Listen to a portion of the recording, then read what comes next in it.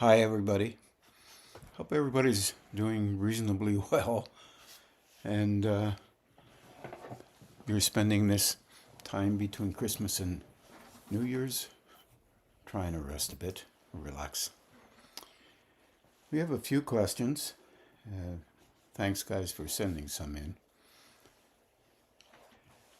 in. This one is a question from Toshi. I'll just take my vest off here. And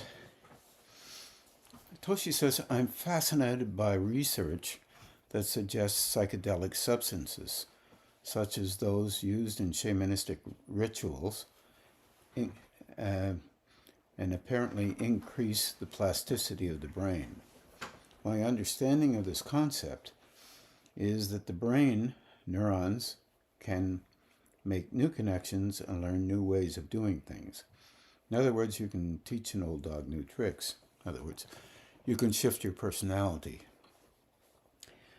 Since meditation can lead to similar states in consciousness as psychedelics, could the practice of meditation also lead to increased plasticity in the brain? Can meditation increase our ability to learn and help us change our, or maybe not so, fixed patterns? This is a complicated question because there are so many implications involved.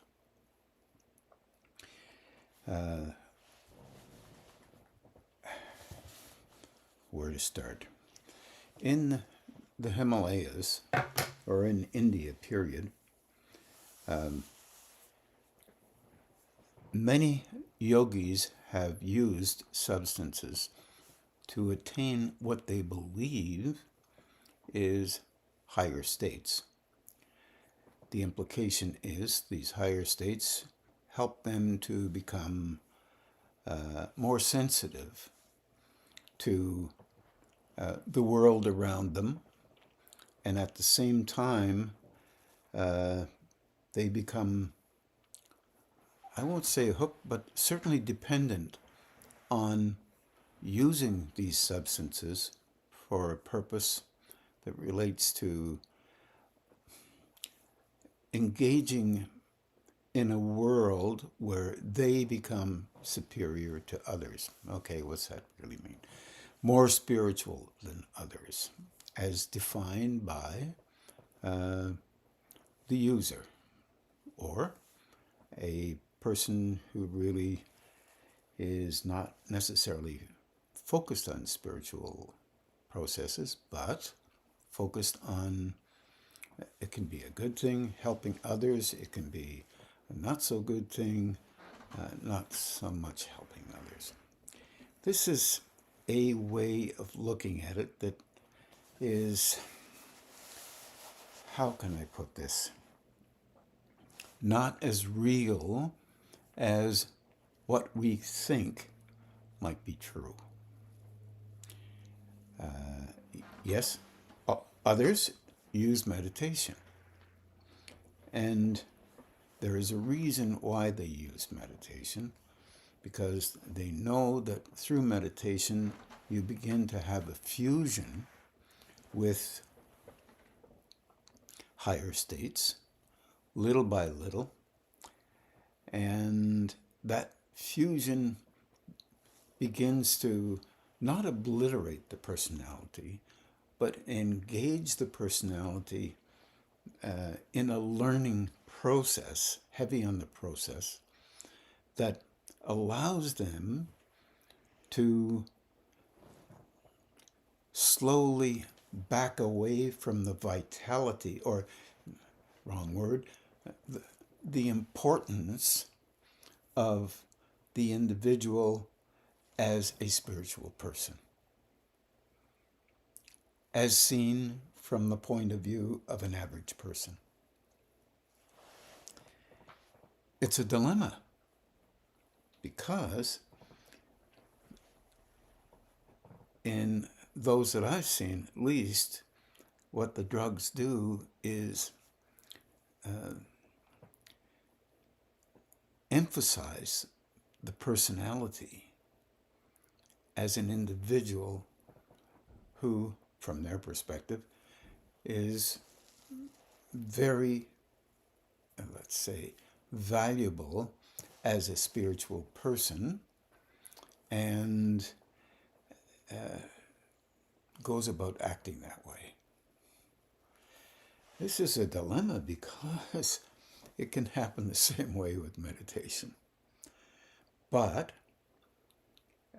Toshi's question focuses on the neuronal action, the broadening out of the brain, the receptivity of the brain to things beyond its personalized self as it's engaging in a world that is called personality world, or a level of physical engagement.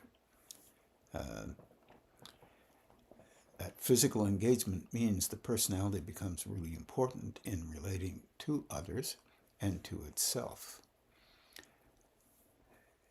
It's quite different when you're engaging with a meditative process. And in some ways it can be the same. That's why it makes it so difficult to talk about this question in all honesty.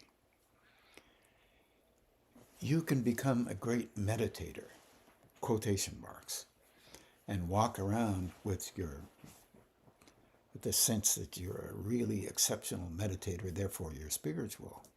That is not an engagement with spirituality at all. It's an engagement with the personality. Same is true of drug use. When you're engaging with meditation, meditation itself is an act that can allow an opening between these coarser states and, let's say, we'll call them higher states, through a structure that happens to be there within everybody, whether they see it, believe it, or not. Doesn't matter. How do you get to know? You get to know that you begin to perceive that it's there. And then it becomes, kind of a way of looking at life as if you begin to realize that the personality can engage with many levels, but not as it is. It has to broaden out. And of course, the brain and the nervous system, without any doubt, is a part of that broadening out, because it happens to be what we use to formulate and engage with a thing that we call personality. In spite of what a lot of people in through the 60s and the late 50s and the 70s, 80s, all the way through, and many folks have experimented with, and you can read about this, please do, if you're really interested. You can read about this, but the problem is that it reifies, it stiffens the value that a personality, individual personality, places on something called spiritual labels. I understand that there are many who would disagree with what I've just said, and that's okay. That's allowed. But you did ask that kind of question, well, does meditation do something similar? Yes, it does, but with a difference. Early going with meditation, it can arouse a kind of sense of value in an individual, just like drugs can, because it's personalized. I do this and therefore I am more spiritual than others are because I do it this way. And others have different views. In the process of meditation, there is an action that occurs that is not related only to these planes. There is an action that relates to the loosening up of an individual's construct that we call personality, a loosening up of it, and you begin to be insightful about not only others, but about yourself. And this is a key thing. People have talked about this forever. Ever meaning the ancient Greeks talked about it. Certainly the Buddhist background talks about it. The Hindus did and do talk about it to some degree.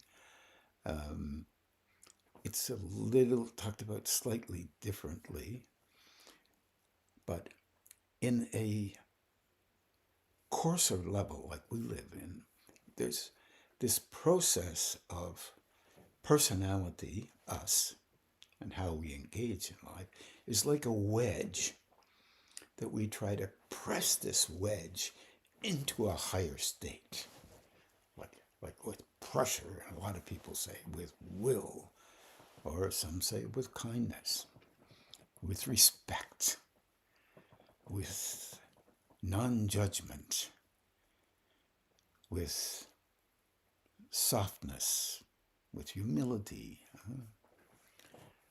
all of which can be defined by each individual as a just cause for doing this or doing that. Still emphasizing the personality, because that's the way we do things here. As meditation is entered into, a real engagement with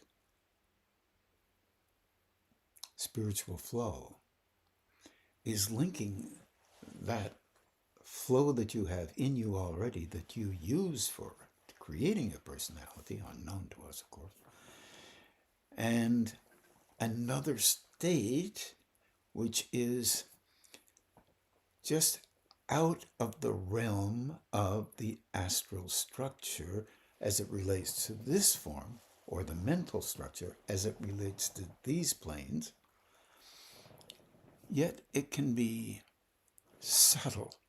It can be called a person's creativity. It can be called a person's insight, still honoring the personality's formulation. Meditation begins to help you to perceive you as the form that you've created. This is interesting. Well, Ron, how long will it take to do that? Would be an interesting question. Different times for different people, I would say, offhand, and different engagements with meditation. Well, then we have the personality coming up, say, I meditate for 2 hours every day, and therefore, I should be more open to these higher states, or I am open to these higher states, and you may not be. Why? Well, there's no real answer to that you can come up with in terms of words. You see, when higher states interact with us, that's done so as we can handle the energy that it brings in. First of all, it shows you. It's like the soul making contact with you, like in Hermes, for example, and that was the individual talking to its soul. But it doesn't often happen like that. It's an energetic theme. It broadens the mind and shows you as you're engaging, shows you, not in a negative way, not in a positive way, just as you are. We, as a personality, constructed form that we are by us and by copying parental backgrounds, whether you know it or not, it's there. What we do is we validate according to. And that according to is related to how we emphasize the need to be of some value on these planes. And also how we judge others according to what we think they're like. And in fact, we can't see the inside of them at all. And I'm not talking only the personality inside here. I'm talking about where they are in a relationship with their internal growing process. What we do is we use our defined methods of understanding and we engage with them and we assault, or another way to say it, assess, sometimes pretty harmful, others and how they are. And if you take a good close look at that, it means you're not open to allowing yourself to understand their relationship with existence. Never mind just this life. Well, that's too complicated for us.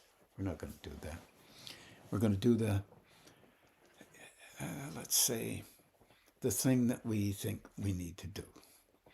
And that, in a way, is how we normally engage with life. We operate through the system that we've created. And it's a filter system. In other words, it's an interpretation system. You interpret relative to the maintenance of your relationship with life and how you see it, the images that you've already constructed in your engagement with how you believe you function. And in fact, that may not be as clear-cut as what you think might be true. Slightly still away from Tosi's question, but inclusive of it. Meditation opens your mind to a state beyond what you can attain through your personality's engagement, your personality's importance. But it's difficult for us to handle that kind of a thought because for all of our lives, no matter how old you are, you've contracted views about things, about life, through experience, through disappointments, through loving, care about yourself as well as others. And you have responses, emotional, physical, and mental links that you tend to construct, that where you believe and you have, let's say, decided that a certain way to see things happens to be the only way to see things. It's the nature of what we do here. Higher states enter into that and kind of stretch it a little bit. And that's kind of annoying to us. So the use of drugs in this way helps us to be more,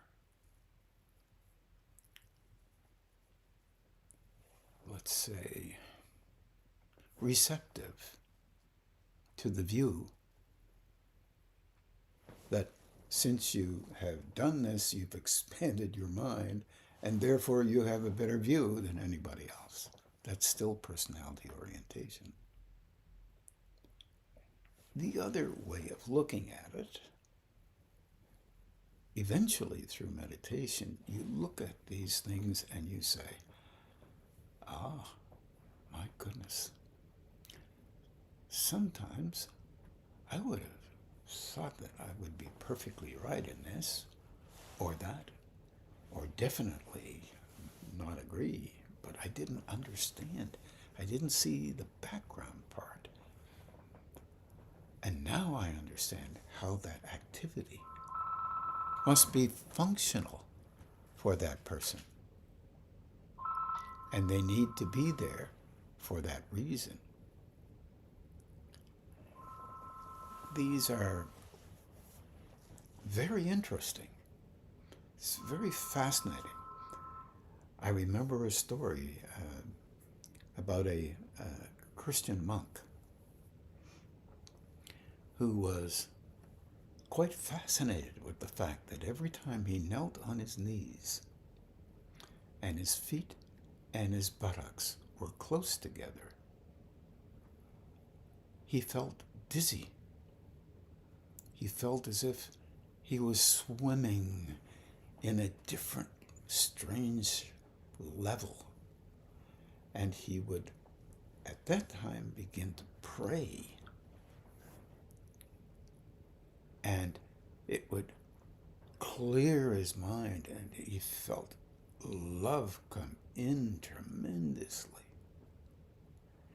This story was very similar to another story in India, where a monk, not a swami who's trying to, or a yogi, a monk who was, in fact, walking around, had been meditating, walking all through India, realized that all he had to do was sit down where his buttocks was close to his feet, or, since he was a little bit more aware, his feet were pointing upward like two pillars of energy would come from them straight upward, up through the front of him, and turn his whole system on. And he would say, and I must remember the back. And he would remember the back, and he would be inundated with a soft, gentle, loving flow. And of course, in his terms, he would do his mantra, which was an engagement with that higher state for a purpose of helping him to shift his molecular structure and his mental facility into recognizing there was something beyond the him that he had created, called the personality. He was no better or worse than that Christian person or any other person who happened to run into the same idea. Buddhists have found that this is possible from their perspective. Taoists have found the same thing. Christians also, many people in caves that didn't want to be around other people have found that when they did this kind of a, let's say, position, they were involved in this position, it was very helpful to them and humbling, because they would bend their head, and we in the 21st century, don't like doing that. We just like being valuable. This is normal. And there will be an increase in the use of these psychedelic drugs because of our great interest in being important personally. And we will believe that we have reached very high states because we will be stimulated especially our root center all the way up to the top of the head. And it will be maintained as something that's very helpful. Others have done this. This is not new. And it is at a certain level helps you to gain access to some activity in those centers, in those chakras, etc. But it's related directly to these planes. Well, that's a hard one to even consider viable. But it doesn't make the person spiritual. Could they be spiritual? That's an honest question. If they did this and related to something beyond them, it's possible. I believe that that is possible. But what you go through with these things is not very soft. And I'm probably being a little bit unfair because it's not my way. So, and each individual looks at these things differently. And even in our world today, they have been certainly, has been certainly a lot of let's say, user experiential research going on. And these folks come up with ideas around the concepts of spirituality. But spirituality isn't a verbal thing. It's an experiential thing. It's hard to remember that when 99% of our engagement with life is verbal. And somehow we're considered of some worth based on being able to say it first or agree with a bunch of folks who have done something in that area. This is what we do. It's not bad. It's not good. It's just, this is the way we do things here. So it brings to bear an awful lot of material for considering and thinking. Ayahuasca is being one of the biggest psychedelics now that are being used. I think probably used way too much or overemphasized as truly very highly spiritualized. But it's buyer beware in this world of whatever we do. And it can be really hard on folks, on some folks, not as much on others. And let me see if I've left anything out here. Hope I'm trying to answer this as evenly as I possibly can. One thing I say is ancient sages may or may not have used substances. Some definitely did. I know that to be true. And some definitely do not. And they get into very high states. And it had a tendency to elevate the personality's position in life, whatever their place. Let's see. Meditation can help us change patterns, but it is the differing levels of energy that come in through that kind of funnel of meditation, that opening within the relationship that we have in our personalities purview that helps changes to occur. One could say that the individual has insights, increased versions of themselves, views of themselves, their strategies, patterns, views, defenses, all of these are capable of shift and change because you see something broader. I'll leave you with this idea. And no matter what you do, whatever you choose in relating to higher states, what you're dealing with is a form, your personalized form, that is constructed by you, copied by, let's say, it's partly at least copied by your background, the background that you cannot tell when it expresses through you. You cannot tell that it's expressing through you. This is the dilemma.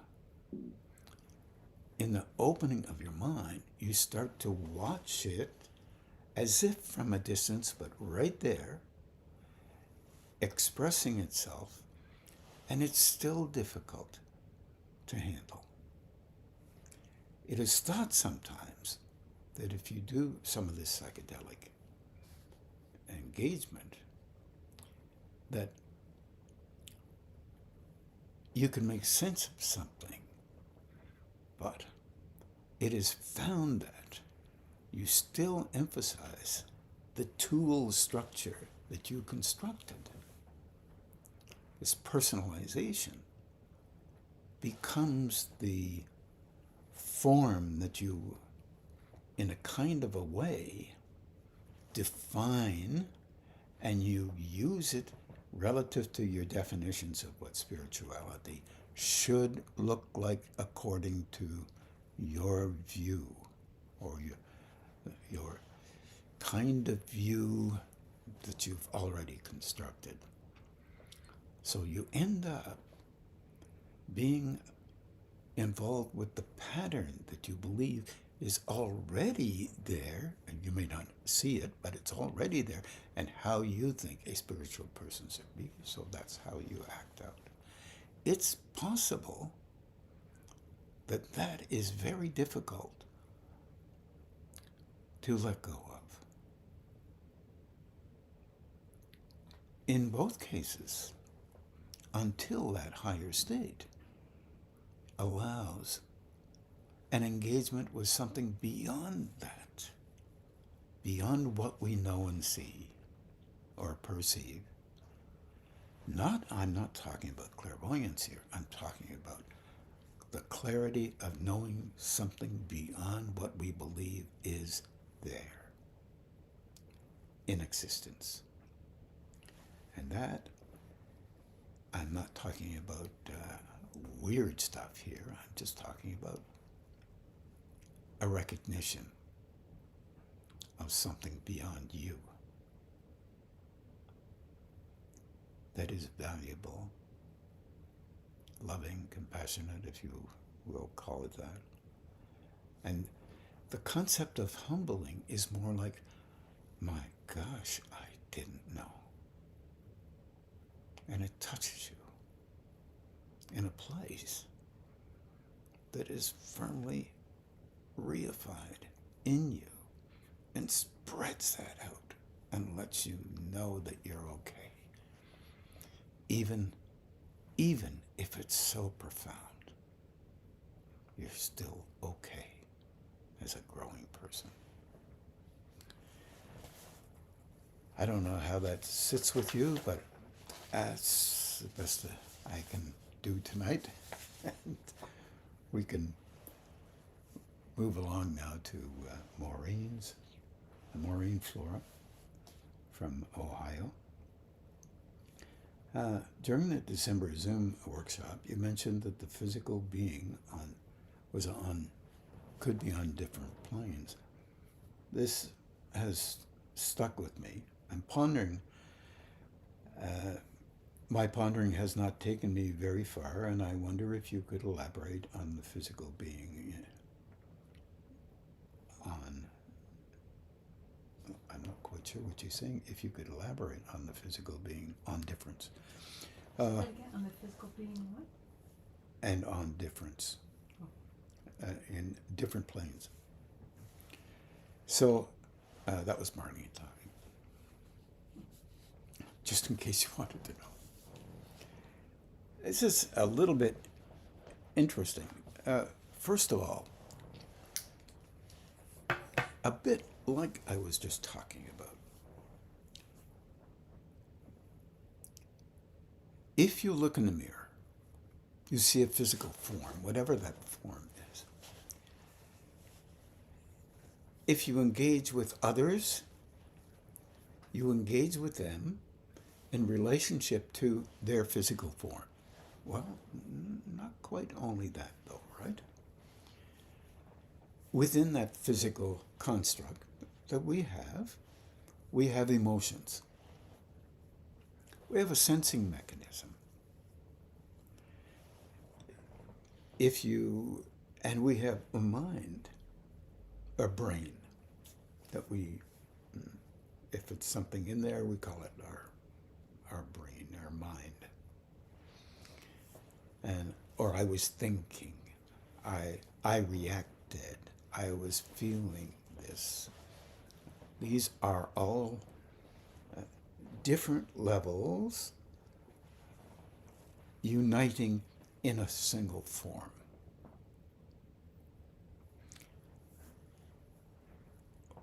We can honestly say that we may or may not have noticed ourselves and watched ourselves speaking about a subject that we happen to believe might be true, for example. Whatever that might be.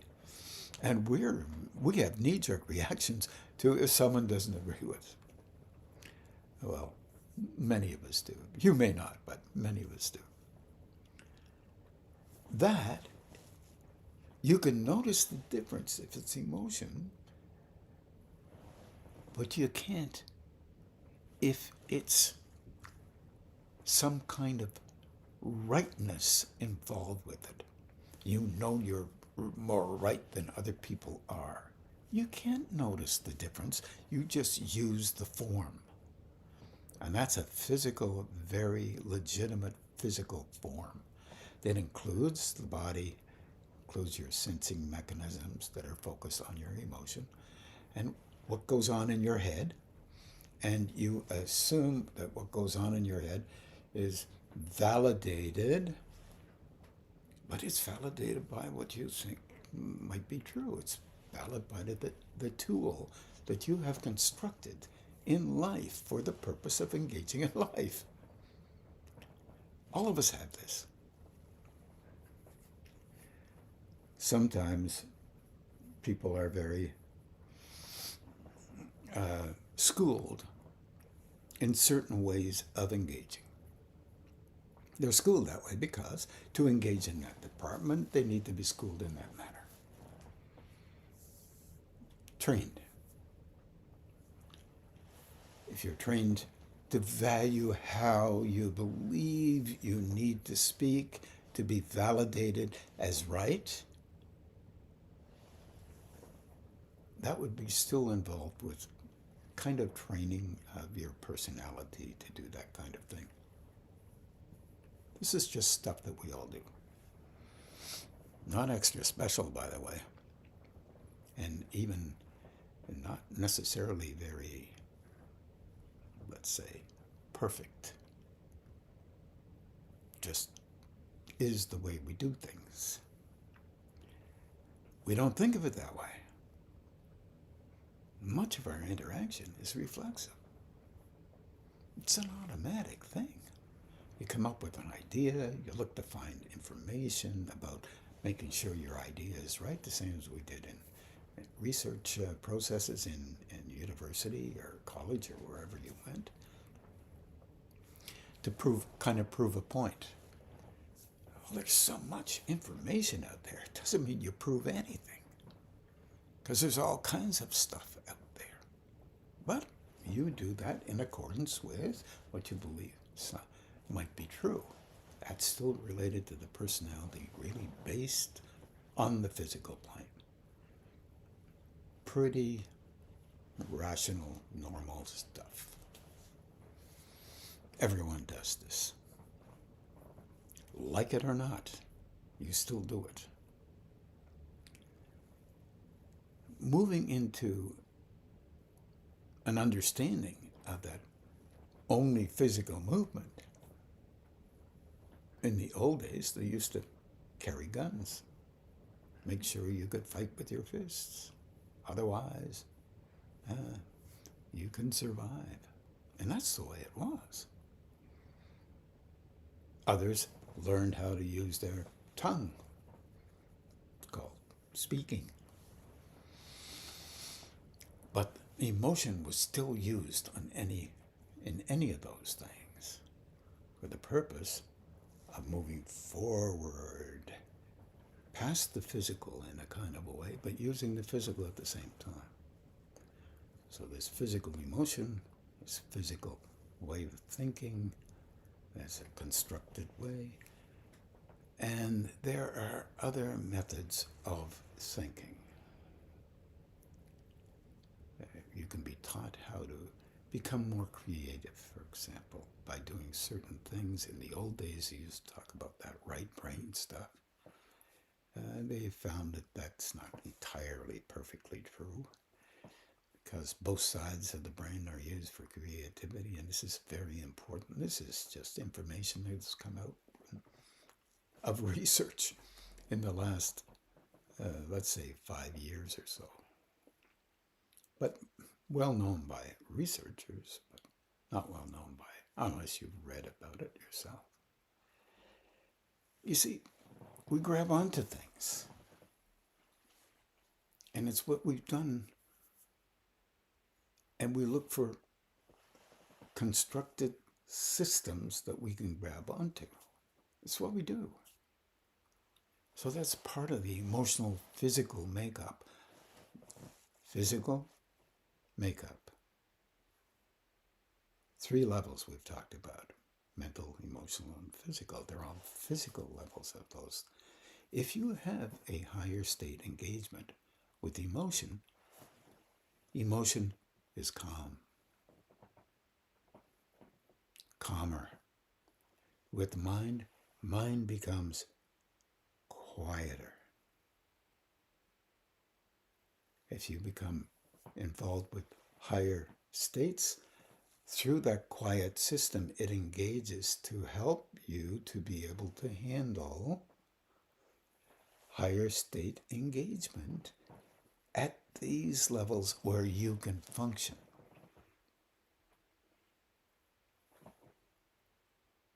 Little different than saying you grabbed onto it and dragged it down and now you're the boss with it. You were special because it entered into you. No, you weren't. You were ready,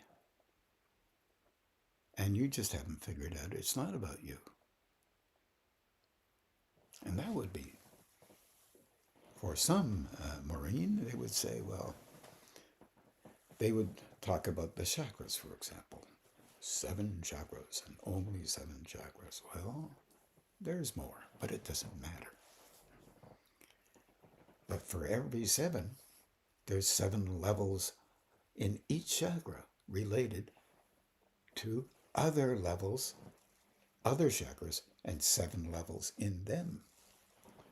You see, we're trying to make sense of things. Trying to make sense that relates to these planes, highly focused on the personality's engagement with the physical planes.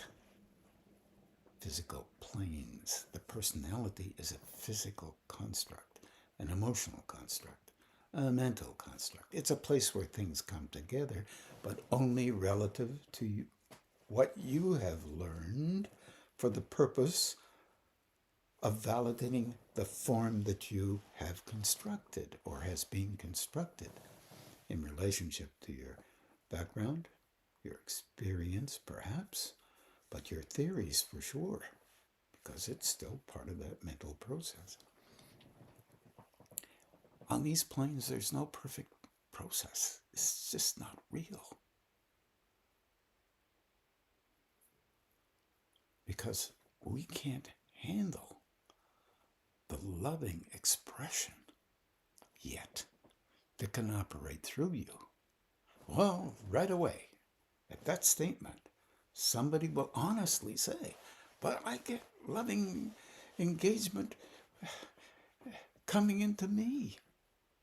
And they absolutely do. Everyone does. You fall in love with the way you do things.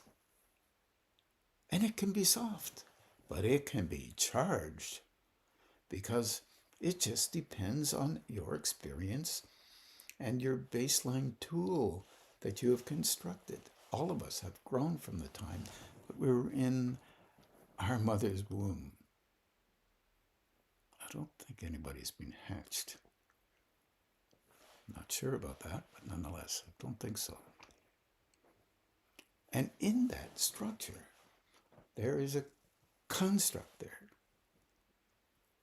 It's almost formulaic, but it's not really, because you can have the same, be a part of the same family and not even be clearly similar to each other. Because the focus that you use is different. Each of us, the focus on where to validate and where not to validate. What makes sense and what doesn't make sense. Am I okay to do this? Am I not okay to do that? What seems to be valuable, what doesn't seem to be valuable. Different gradations. And then you bring it all together in a formula that's called personality. And you fall in love with that personality. This is the most normal thing. But the acting of that love comes from a place that lies within, that allows you to be alive. And that inner place stretches out and engages towards opening enough so that that higher state can engage with you, and things don't end up being exactly how the theories are. Doesn't make them wrong, doesn't make them bad, just different. And this, of course, is difficult for us. We don't like differences too much. We like things to be the same, relatively speaking. And this is, if you engage with the person, for example, who handles a flow of energy that is so subtle that we can't even perceive it, and allows that flow to operate through them for the purpose of helping another, who then, because that other is bumped up, they can perceive it. And I'm talking about the subtlety here, not their own personalization structure, which can be pretty strong. And that subtlety helps them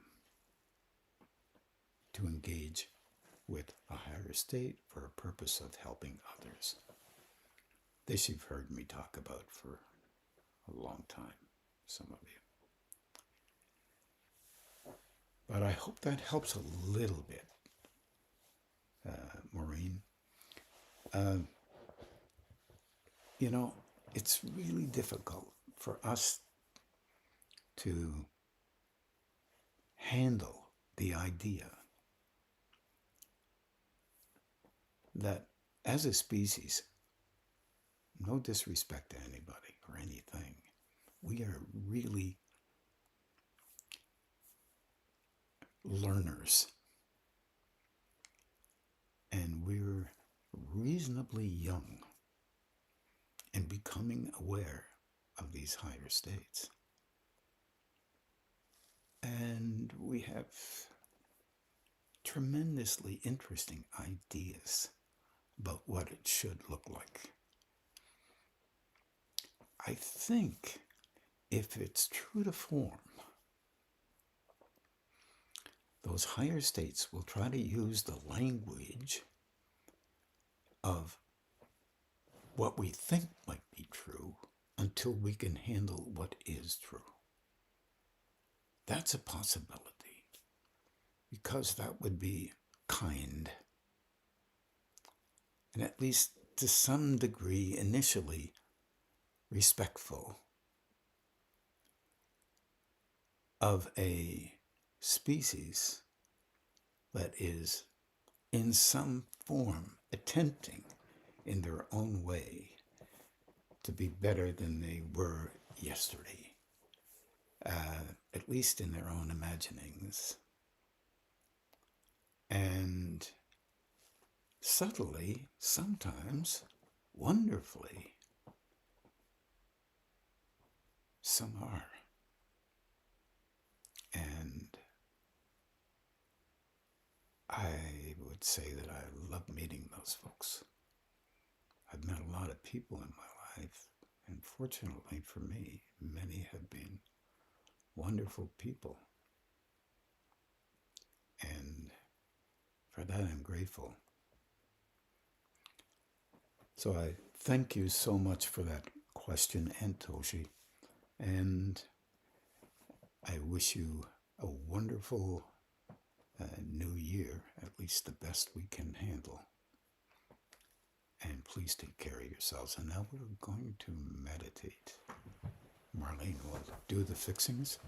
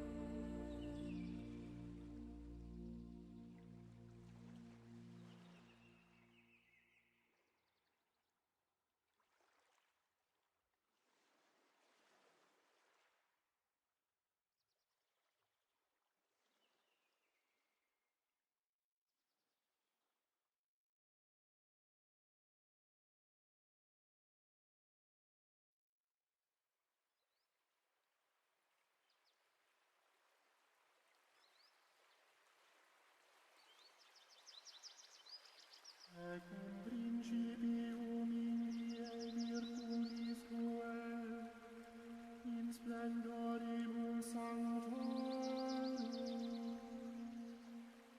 ex ut terra ante luciferum genui,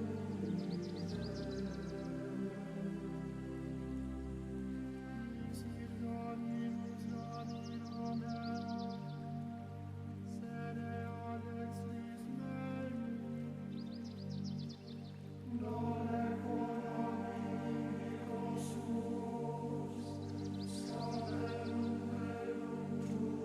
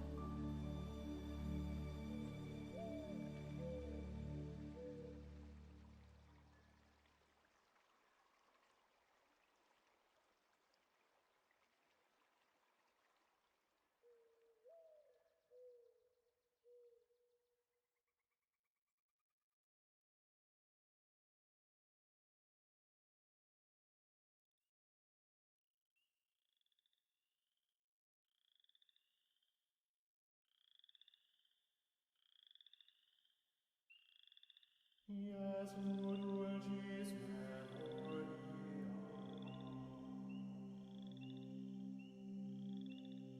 dans veragoris gloria,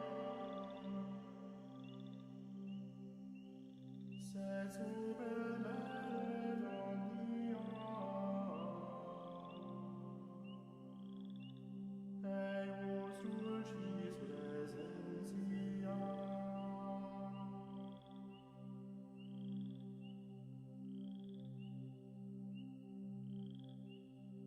Iesu dulcis memoria, dans veragoris gloria, sed super mele omnia,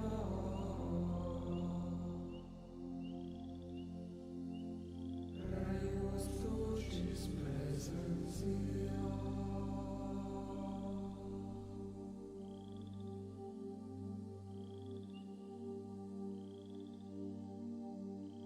Nil canitur suavium, nil auditur condium,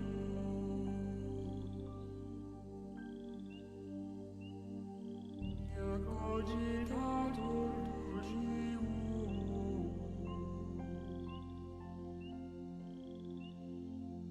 quam Iesus Dei Filius.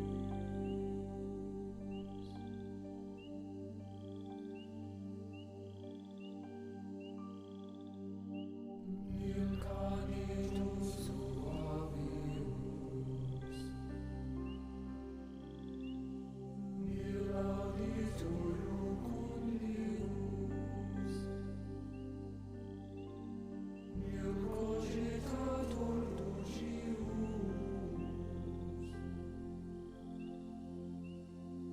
quam Iesus Dei Filius.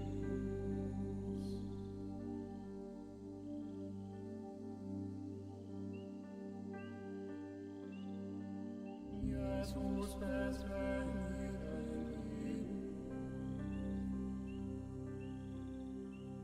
quam pius est petendimus, quam manus sequendimus,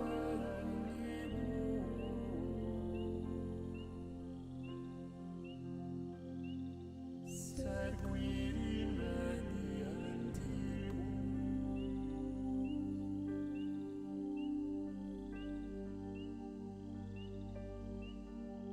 Iesus est penitentibus,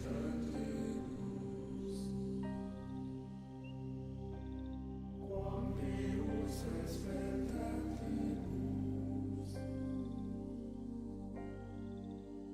quam bonus sequentibus,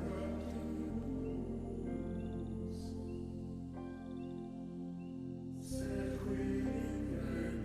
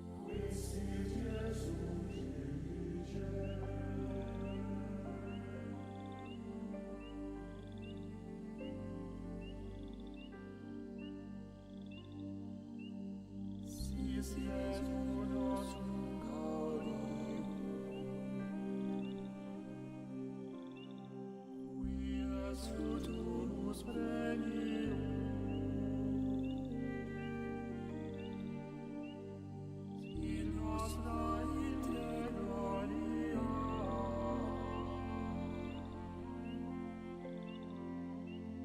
per cunta semper secula.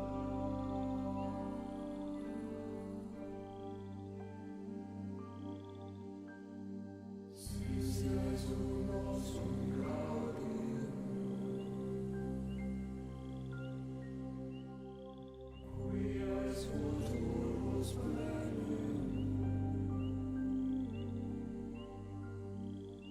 si nostra integralia,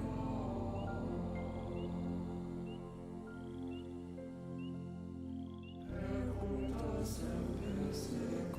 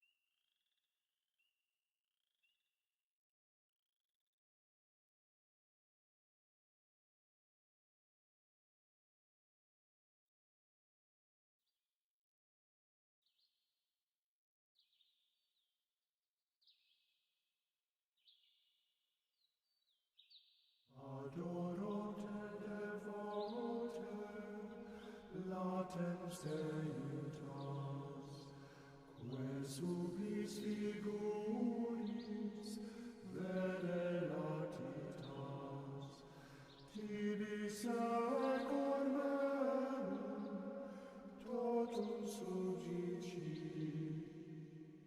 quia te contemplans, totum deficit.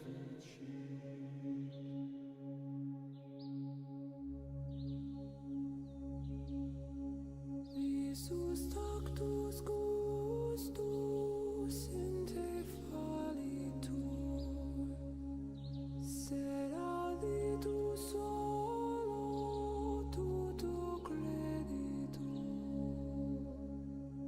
Credo quid dixit Dei filius, nihil hoc verbo veritatis verius. And now we'll just begin to meditate. Sorry. Now we'll begin to do the balancing and grounding. Have a good evening, everybody.